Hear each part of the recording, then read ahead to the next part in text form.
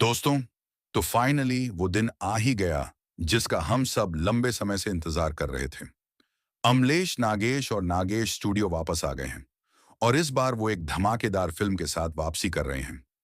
9 अगस्त यानी आदिवासी दिवस के खास मौके पर उन्होंने अपनी अगली फिल्म की घोषणा कर दी है। फिल्म का नाम है दंडा कोटुम। जब से अमलेश नागेश ने छत्तीसगढ़ फिल्म इंडस्ट्री छोड़ी थी, हम सभी सोच रहे थे कि अब आगे क्या होगा। लेकिन अब इस बड़े ऐलान ने सभी को उत्साहित कर दिया है। दंडाकोटुम के बारे में अभी बहुत ज्यादा जानकारी सामने नहीं आई है। फिल्म की कहानी क्या होगी, इसे कौन डायरेक्ट करेगा, कौन कौन से कलाकार इसमें होंगे, इन सभी सवालों का जवाब हम आपको अपनी अगली वीडियो में देने वाले हैं। जैसे ही इस फिल्म से जुड़ी और भी कोई अपडेट आती है, हम तुरंत आप तक पहुंचाएंगे।